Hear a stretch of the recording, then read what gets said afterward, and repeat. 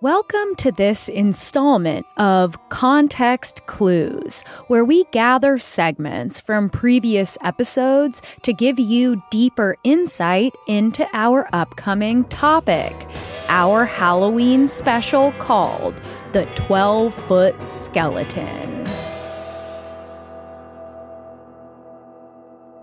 In the terrifying year of 2020, hardware empire Home Depot home-grew us an October decoration that seemed to spring from the collective American subconscious, a giant posable skeleton whose sheeny skull reached above the first story of many suburban homes. This wasn't just another hokey Halloween animatron like the ones we find yearly at pop-up Spirit Halloween stores. No, this was a sensation, a craze on par with the all-out brawls for Beanie Babies or Tickle Me Elmos, the 12-foot skeleton selling out each year within hours of being posted online, which limited the parking lot fistfights. Lovers of Skelly, as the skeleton has come to be known, have even created a black market, reselling the monster at triple the price. In many communities, these Skellies stay up all year round, dressed for various holidays, far beyond Halloween, leading us at American Hysteria to wonder, is there something deeper going on here? Plaster and plastic and cardboard skeletons have been a staple of the holiday for decades, long before our giant patron saint of Halloween actually arrived. But as we'll learn in our upcoming episode, the history of skeleton displays in America is as dark as it is amusing. In fact, you may want to do a double take on the skeletons you think you know, because if history is any indication, these collections of bones may be far more real than you ever expected. Not only will we explore the history of these decorations, but we'll also take a gruesome look at the real specimens that came before, and learn about the strange secret rituals that once centered around them. We'll also travel way back to the Middle Ages to explore the skeletal art that bloomed out of troubled times that have something important in common with the world we know today.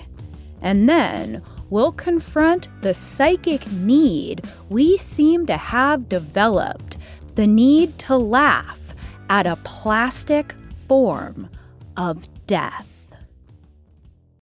These skeletons, both the giant and the modest, found sprawled across October lawns, developed alongside another Halloween institution, the omnipresent phenomenon of the haunted attraction.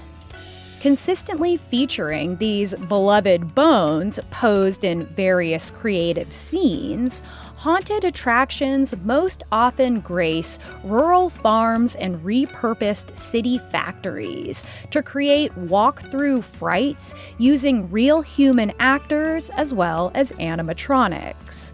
In fact, they are so vital to the holiday that one can actually trace the changing rituals of Halloween in America by following the development of these delightful little DIY houses of horror.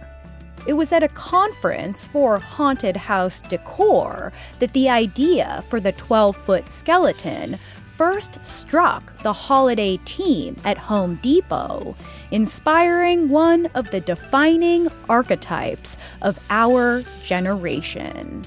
So, here you go, a section from our episode called Haunted Attractions.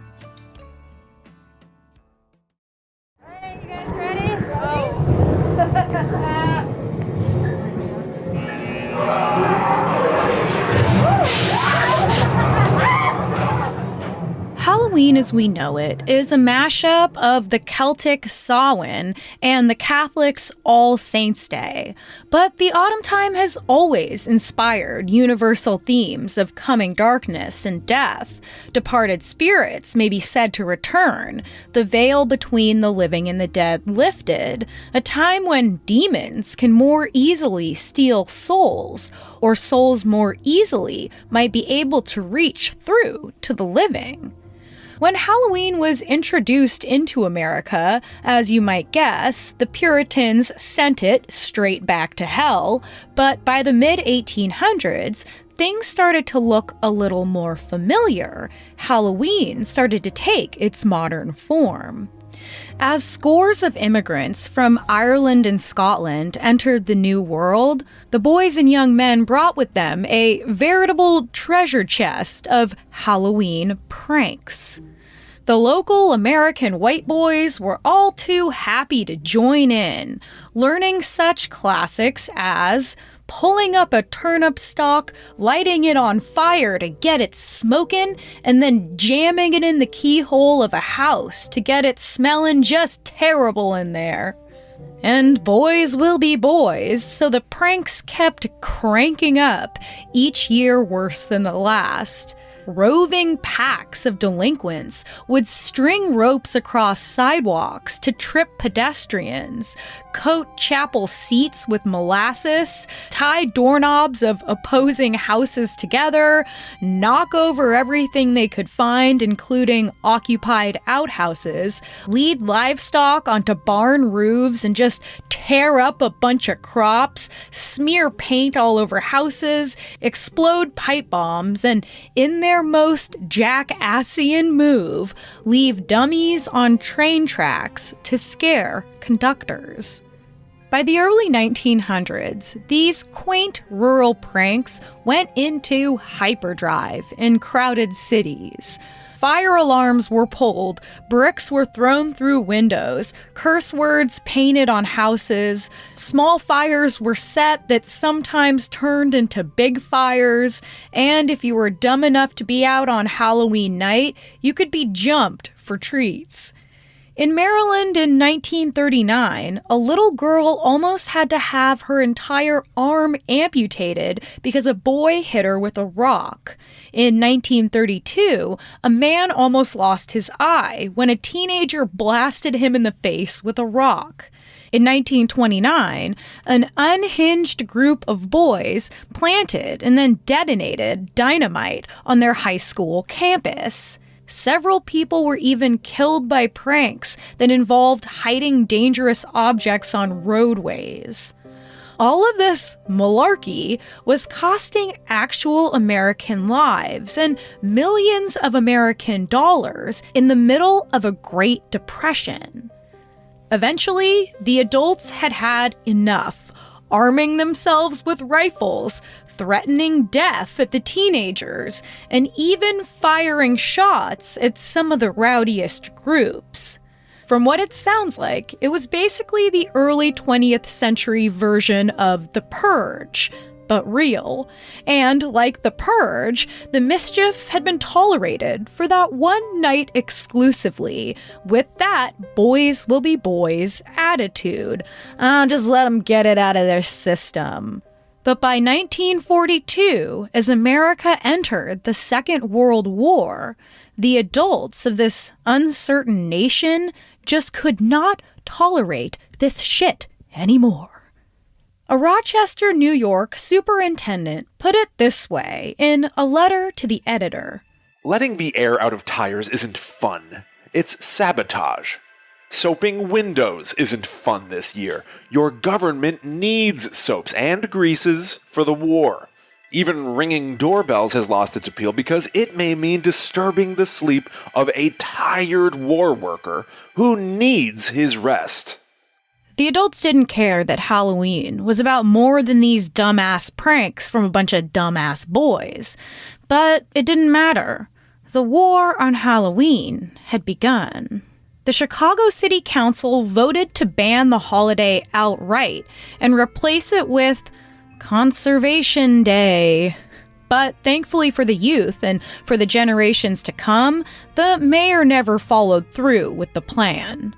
By 1950, President Truman again addressed the issue, expressing his hope to turn Halloween into Youth Honor Day, an event with the goal of instilling moral virtue in teenagers. But soon after, the Korean War eclipsed the Halloween controversy on the House of Representatives' list of important issues, and they tossed the motion aside. But as they do, local communities of suburban parents started to go totally rogue, towns across the nation seizing on the template for Truman's saccharine suckfest, Youth Honor Day. The Ocala, Florida chapter of the Moose Lodge threw a big old youth honor party, complete with a crown-clad king and queen of youth honor and a parade to honor their honor. I'm sure some of the buttoned-up squares felt relief in the bland brown halls of the Elks Lodge, but many other teenagers were not about to trade their devilish night of freedom for this. The parents, administrators, and local politicians all knew that Youth Honor Day just wasn't working. But they also felt like they were onto something here. Yes, a distraction. Yes, a way to convince the kids that they're doing something exciting, something, transgressive, while still keeping them off the streets. Because banning Halloween, that would just make it more attractive. No. Give them what they want without giving them what they want. And so, with that scheme in mind, neighborhoods began decorating their basements in different spooky themes, every house on the block, and so kids and teens could haunted house hop their way to a bag full of treats. No tricks necessary. An instructional party pamphlet taught adults how to create a frightening but cheap haunted living room. Hang old fur, strips of raw liver on walls, where one feels his way to dark steps. Weird moans and howls come from dark corners, and damp sponges and hairnets hung from the ceiling and touch his face. A guard dressed as a dog suddenly jumps out at him, barking and growling. Slowly, the popularity of pranks did begin to die out, replaced by a much tamer and far more parent-sanctioned evening with far less property damage. But Halloween cannot be contained by those unenchanted by its spirit, and so the haunted house attraction took on a life of its own. Welcome, foolish mortals, to the Haunted Mansion.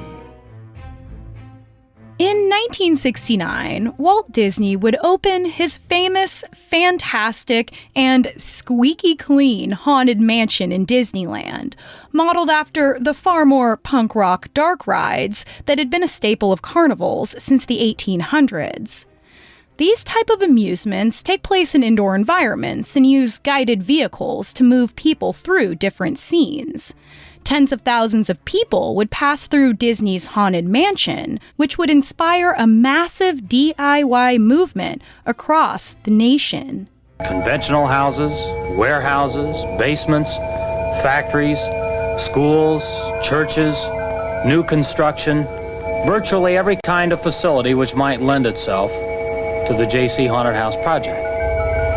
The original royalty of the haunted house attraction scene was, perhaps surprisingly, the very exciting sounding group, the United States Junior Chamber, or the JCs, a nonprofit personal development business leadership club that also does community service, and, side note, unexplainably boasts a roster of impressive and controversial former and present members. Bill Clinton, Elvis Presley, Richard Nixon, Ronald Reagan, Howard Hughes, Charles Lindbergh, Al Gore, Bill Gates, Larry Bird. Oh, and also serial killers John Wayne Gacy and Edmund Kemper. Well, that's really weird, but I don't know what else to say about it, so let's move on. Throughout the 1960s and 70s, the JCs turned out to be pretty cool indeed, creating the original charity haunted houses that popped up all over the country, using whatever locations they could find, abandoned buildings and parks and fields, transforming them, creating original sets and using their own special effects, with makeup and costuming to transform their volunteers into monsters and ghouls. Without the moving vehicles of the dark rides, patrons just walk themselves through these living, breathing horror dioramas. These haunts became so in demand that the president of the Bloomington chapter, named Tom Hilligoss, wrote a guidebook, a blueprint for other JC chapters to follow: how to recruit teenage actors, how to set and reset a scene, how to use darkness as a tool when you're on a tight budget. Across the country he went, as one Central Illinois newspaper put it, quote, "A Johnny Appleseed gone bad. Tom Hilligoss hopes to spread terror across the land." Truly, if JCs continue to become involved ever more professionally in this haunted house project, there will be a day very soon that JCs will own Halloween.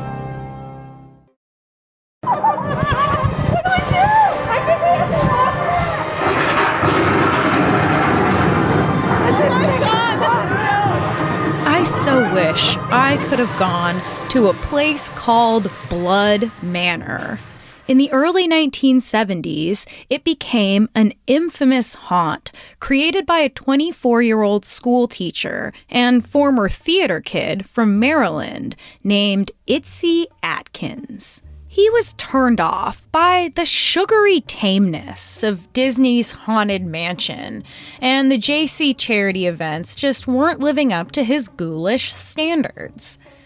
In the early stages of Blood Manor's creation, Itzy Atkins knew that location mattered for two reasons: keeping the cost low and adding an extra mystique, some theatrical lore. When he found the right place, he knew: an abandoned nunnery in the small rural town of Ridge, Maryland. It was crumbling, dark, dank, and likely a little dangerous, but it was the 70s, so that was fine. He rented the Covenant from a local Catholic church and got right to work.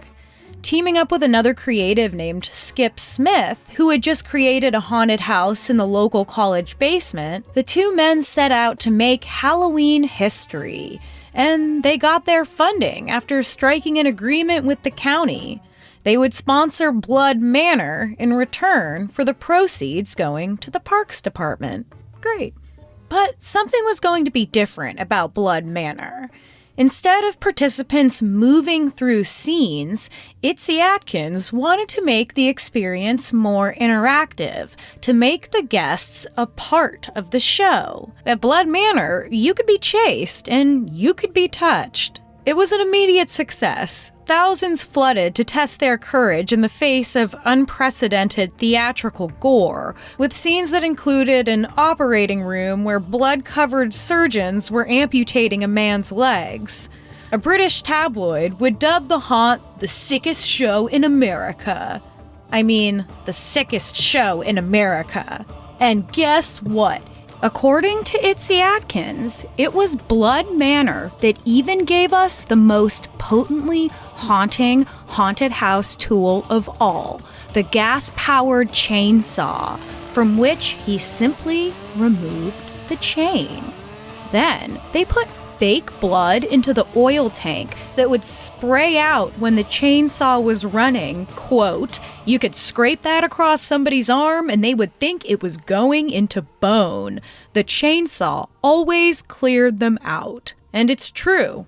It always clears me out. Suffice to say, the sleepy town did not like Blood Manor. They hated it, in fact, and tried multiple times to get it shut down, while newspapers ran indignant editorials that just sent more wayward youth to this new mecca of transgression. Blood Manor would run for almost a decade, with great success, popping up in different creepy locations every year. Urban legends about the manor abounded, too, with people recalling tales of teenagers hanged inside the haunt, about a fire that trapped a group of teenagers inside. But that last urban legend would soon prove prophetic, though Blood Manor and its fans would be spared. Because the civic-minded 70s turned into the business-hungry 80s, the charity haunt scene now had its competitors, entrepreneurs catching the scent of all that fake blood money. Following in the footsteps of Disney and the ante-up by Blood Manor, other theme parks like Knott's Berry Farm, or Knott's Scary Farm, and Six Flags began installing their own haunted houses with those major studio budgets, which meant they could hire professional actors and build elaborate sets with electronic effects and Hollywood-style makeup and costuming. The true nail in the coffin of the charity scarehouse heyday would come in the form of that fire on the night of May 11th, 1984, when the haunted castle at a New Jersey Six Flags adventure park caught fire with 29 people inside. To this day, it's unclear what started the fire, with Six Flags avoiding culpability by claiming in court that it was arson, the victims arguing that the park had not followed legal safety protocol. Citizens across the state and nation were outraged, horrified, with everyone agreeing that something had to be done. Won't somebody think of the teenagers? Lawmakers acted fast, enacting far stricter safety laws and building codes for commercial and charity haunts alike, which meant more expensive materials and location rentals. By and large, the nonprofit world just couldn't hack all the new regulations and potential fines and increased insurance.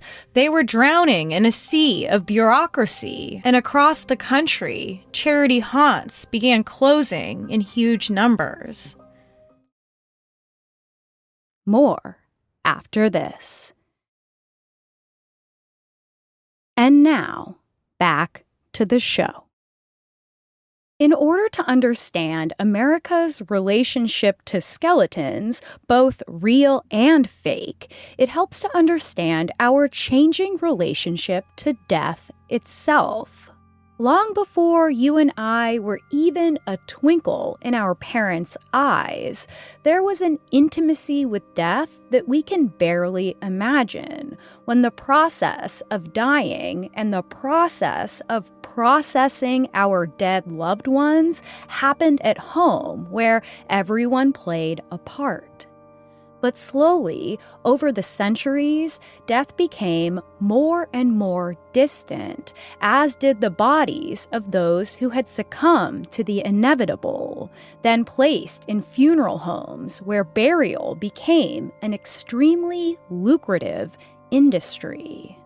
Not only that, but as medical science became more and more central to American life, bodies took on new meaning, and they began to be used in ways that many typical American citizens found downright criminal. Students were in need of dead human bodies for dissection and education, and they used many different avenues to find the specimens they needed. This affected the history of skeletons in America in a way that would lead directly to the 12-foot skeleton craze as we know it, and next week we will explain to you exactly how. In the meantime, check out this section from our episode called Death.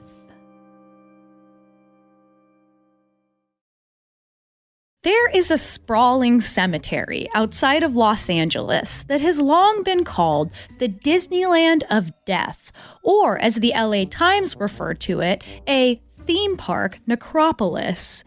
The Forest Lawn Memorial Park is an enormous, saccharine-sweet playground of mortality, or rather, immortality, an illustrious resting place for some of the most famous people in American pop cultural history, and anyone else who can afford it.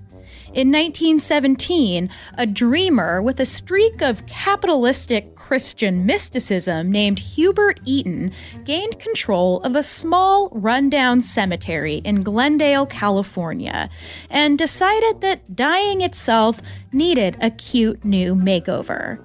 He rechristened it a memorial park, believing that cemeteries were, quote, unsightly, depressing stone yards, and sought to make a new kind of mourning place, or rather a place as unlike other cemeteries as sunshine is unlike darkness.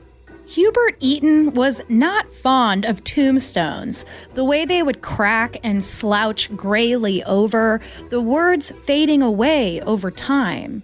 In the new forest lawn, tombstones would be replaced by flat markers, far more impervious to the elements, and a little classier, too. The grounds would become adorned with dramatic replicas of famous artworks, including a full-sized statue of Michelangelo's David and an enormous stained glass rendering of the Last Supper. He called these accents his silent salesmen, and soon he would open a museum, curating some of the most famous art in existence. He also added other attractions, such as the Pool of Reflection, as well as building several wedding chapels that were exact replicas of European churches, and boasting big ceremonies there, including that of American hysteria favorite Ronald Reagan. Elizabeth Taylor, Sammy Davis Jr., Michael Jackson, Clark Gable, Nat King Cole, the patron saint of my entire heart, Brittany Murphy, Carrie Fisher, and the man himself, Walt Disney, are all buried at Forest Lawn. To keep the grounds perfect, mourners are not allowed to leave balloons, ornamentation, statues, or stones, and potted flowers must not exceed 8 inches in diameter, with cut flowers removed within 3 days.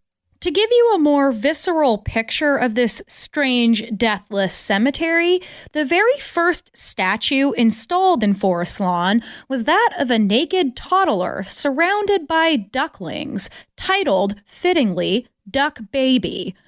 The vast 300 acres were divided in an eerily similar way to Disneyland. There's Babyland, made for infants and shaped like a big heart, Slumberland for children and teenagers, the Garden of the Mystery of Life, Sweet Memories, Inspiration Slope, Graceland, Garden of Honor, Kindly Light, Gardens of Contemplation, and the Dawn of Tomorrow. Eaton also wanted to soften the language around death, to make it more pleasant. He created popular euphemisms that we still use today, calling a corpse the loved one, and death itself leave-taking or passing on. Even now, hearses are called casket coaches, graves are called interment spaces, and dirt is referred to as earth. Some accounts say you can even choose music to be eternally pumped into the crypts, even when no visitors are present. But Forest Lawn was more than an easier place to come to terms with mortality and to say goodbye. It was also a very profitable business model. Depending on the area, burial costs are currently going anywhere from $8,000 to $800,000. Loudspeakers across the lawns break the calm music to remind visitors of the various on-site florists and gift shops. When he was still around, Eaton required the staff to call him the Builder and reminded them every morning after a session of prayer that they were selling immortality. The Builder's Creed is carved into a large stone tablet near the entrance. It begins, "I believe in a happy eternal life." flanked by alabaster sculptures of children holding hands and, of course, a puppy curled beside them. He paid an Italian artist to sculpt a Jesus statue with the explicit request that it have an American face and be filled with radiance and looking upward with an inner light of joy. But of course, for much of the beginning of its history, this cemetery did not allow any people of color to be buried in an all-white, suburban-esque, pastoral fantasy. Beginning in the 1600s, most Puritan graves were adorned with a winged skull. And yes, I know, this is extremely badass. They were otherwise simple, austere, a rejection of the English Catholic pomp and circumstance. And they were common too, because the colonists were no strangers to intimate death. It was a basic and highly visible fact of their lives. The death rate was incredibly high during their first century, and even by the time the settlements were more established, 1 in 10 children would die in their first year of life, and up to 40% would not reach adulthood. Most would die in their homes with their families, their bodies then washed and shrouded for a wake, kept from decomposition with vinegar-soaked cloths and tubs of ice.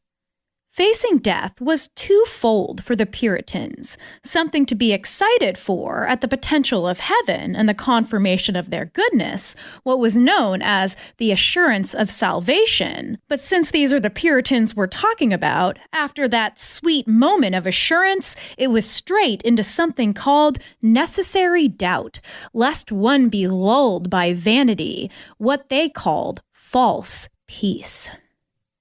Throughout the following period, known as the Era of Enlightenment, science slowly began to take its place alongside the religious superstitions of the past, and bodies took on a new significance. Doctors wanted to understand how the body worked in order to figure out how Americans could live longer, how the dead could help the living. But this was not always a noble pursuit in the eyes of those outside the medical field.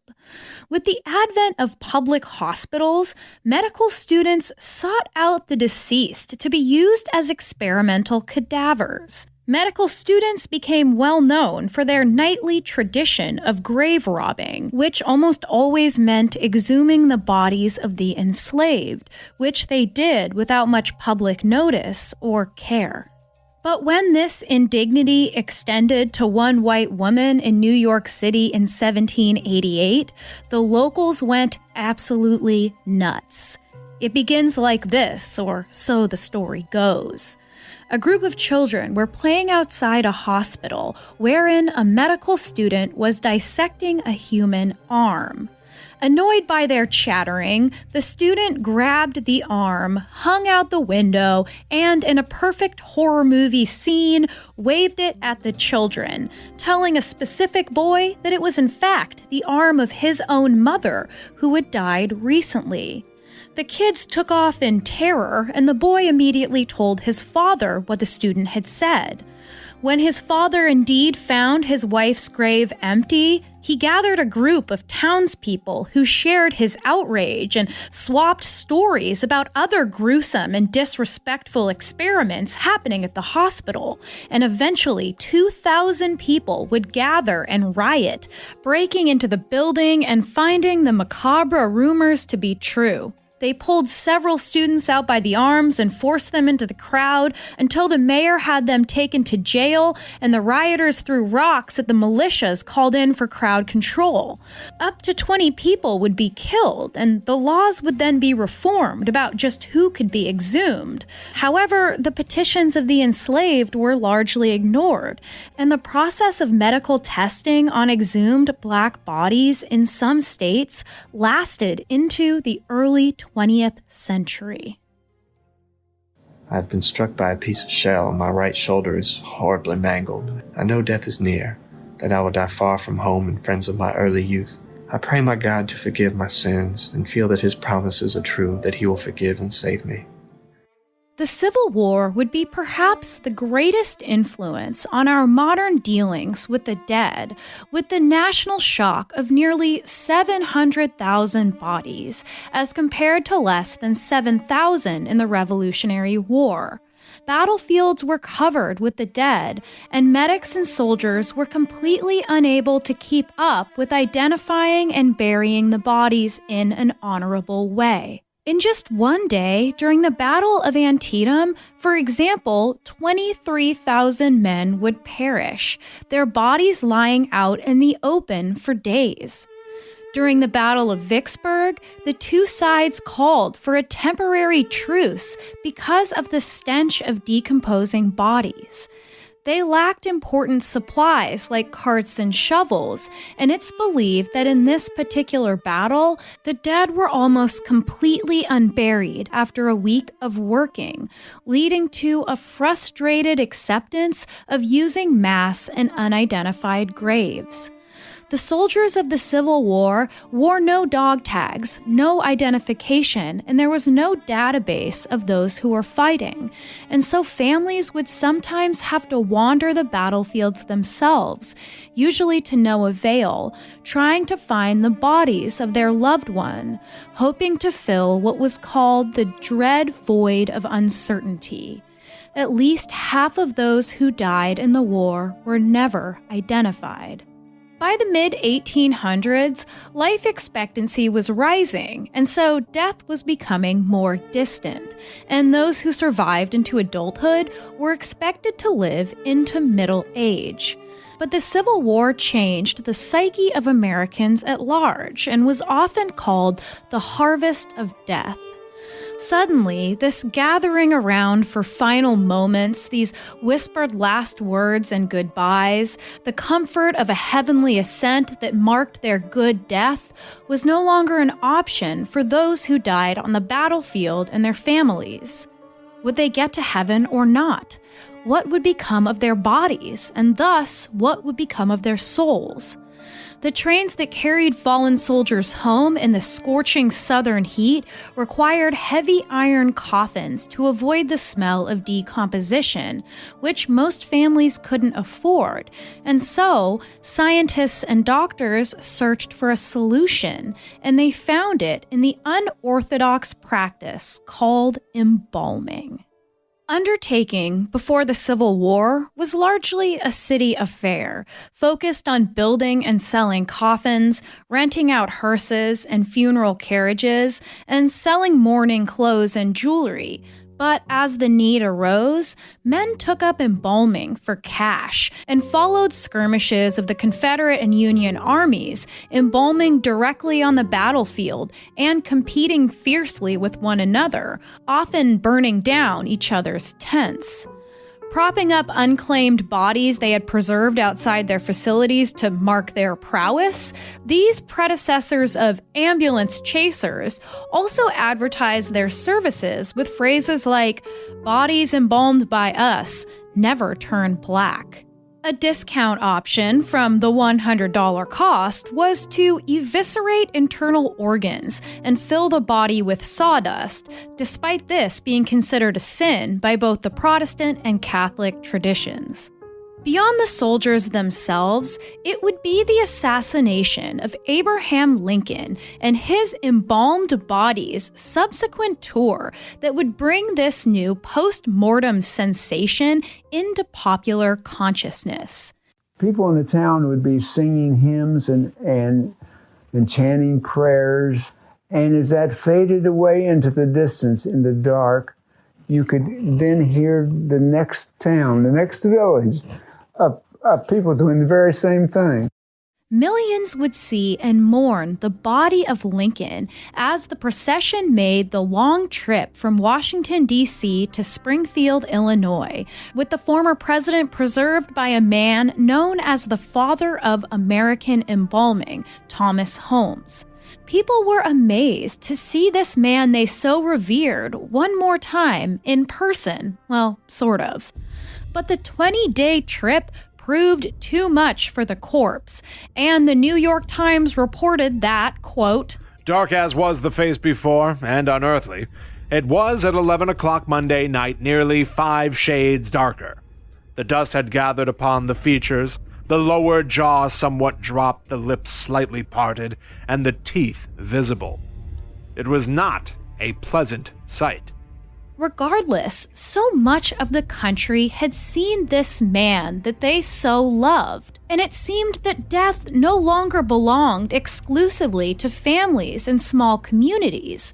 It belonged to the people, spread far and wide through newspapers and the new technology of photography, with gruesome photographs of battlefield corpses only reinforcing the desire to make the realities of death, well, less real.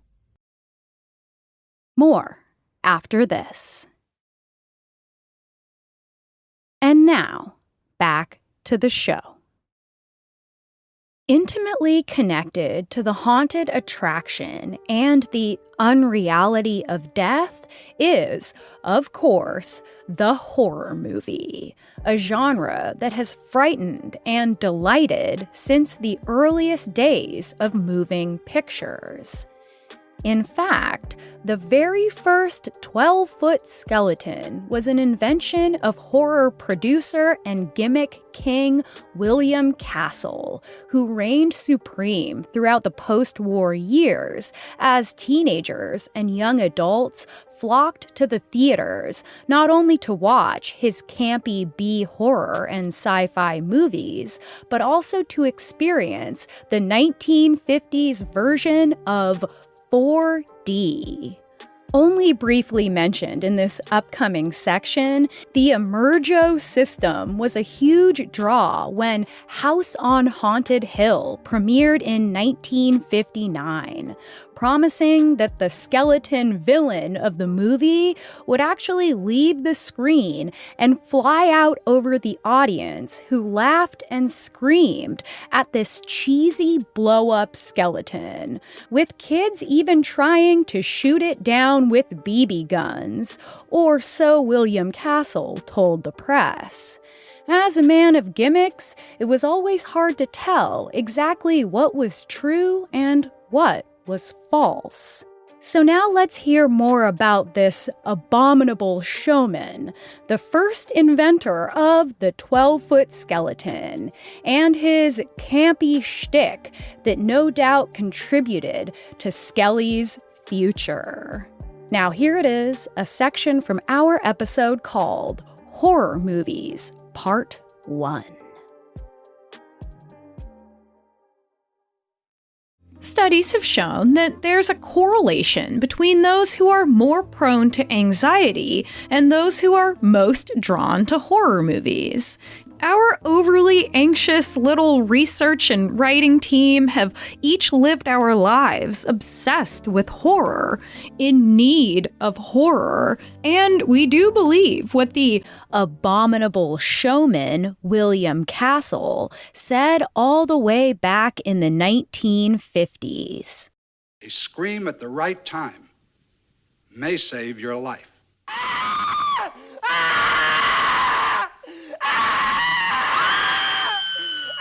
The first time my newest hero, the little orphaned William Castle, knew what he wanted to do with his life, he was 13 years old, watching Bela Lugosi play Dracula in a mid-1920s New York production. As he later wrote in his autobiography, I knew then what I wanted to do with my life. I wanted to scare the pants off audiences. He would drop out of high school after charming his way into meeting Bela Lugosi, who got him a job with a touring theater show. By the time he was in his late 20s, he was directing crime dramas, but by the time he was in his 40s, he found his truest calling, low-budget B movies, and, like a goth Walt Disney, he made them come alive. The master of gimmicks, or the abominable showman, as he was sometimes called, pumped out campy movies at a prolific rate about everything from killer cockroaches to haunted houses to an axe-murdering Joan Crawford. Often compared to P.T. Barnum, Many of his films were accompanied by a kind of live action that incorporated the audience. The dreamy, creepy Vincent Price was a consistent collaborator with William Castle, starring in the 1959 smash, The Tingler, a story about a parasite that lives in every person, attached to their spine, feeding on their fear. The spine is crushed slowly when the host is afraid, and only when they scream, only when they unleash their fear, does the tingler weaken. But now, here's the gimmick. Using what he called percepto, William Castle ingeniously attached buzzers underneath some of the seats in the theater, using old surplus de-icing airplane motors from World War II, spending an enormous chunk of his small budget for the movie to attain them. At the climax of the movie, the screen would suddenly go black. The lights would go off into pitch darkness, cueing the projectionist to activate the buzzers, which would cause patrons to jump and cry out, while chilling screams shot out from the speakers. Ladies and gentlemen, please do not panic, but scream! Scream for your lives! The tingler is loose in this theater, and if you don't scream, it may kill you! Scream! Look out, it's under the seat! Ladies and gentlemen, it's under the seat! The tingler has been paralyzed by your screaming. There is no more danger. We will now resume the showing of the movie. He planted in the audience fake screamers and fainters, with one woman carried out on a stretcher and loaded into an ambulance, passing the real nurses that were there in case of emergency. The film would then return with an assurance from Castle that the woman would indeed be all right and that the tingler threat was neutralized. Castle would take out actual $1,000 life insurance policies on both any audience member who died from fright and also on the life of his leading man in Bug, Hercules the cockroach. He created Illusiono with a foil-tinted ghost viewer that you could look through to see ghosts that were not otherwise visible without it. As the years went on, Castle would continue to cultivate this eccentric persona, arriving at premieres in a hearse, rising out of an actual coffin. Paired with his film House on Haunted Hill was a big black box beside the movie screen, which, at the climax of the film, would pop open to reveal a cheesy 12-foot prop skeleton with flashing red eyes that would then soar over the audience using a wire. Kids returning for the second time, knowing the gimmick, would throw their popcorn and candy and soda fountain cups at the skeleton, trying to knock it down. People were having fun while being scared, and it seems like from the plot of The Tingler that William Castle knew how powerful it could be to choose horror, to control the fear by finding a way to let it out. Because how else were we going to make it through this life? Thank you so much for listening to this installment of Context Clues. And please make sure you come back next week for our Halloween special called The 12-Foot Skeleton. This was American Hysteria. If you'd like to get more of our show, you can head to patreon.com/AmericanHysteria, or you can subscribe on Apple Podcasts to get ad-free episodes as well as bonus content, including our other show, Hysteria Home Companion, where producer Miranda and I tell you stories from the cutting room floor of each topic. That's patreon.com/AmericanHysteria, or you can subscribe on Apple Podcasts. And another big, giant, huge way you can help our show out is to leave us a 5-star review on the app of your choosing. You can also leave us a message on our Urban Legends hotline at AmericanHysteria.com, where you tell us an urban legend that you heard growing up. And if it sparks joy within us, we'll do a full investigation and present to you all our findings. That's the Urban Legends hotline at AmericanHysteria.com. This episode was produced by Riley Swedelius-Smith, and as always, I'm your host, Chelsey Weber-Smith.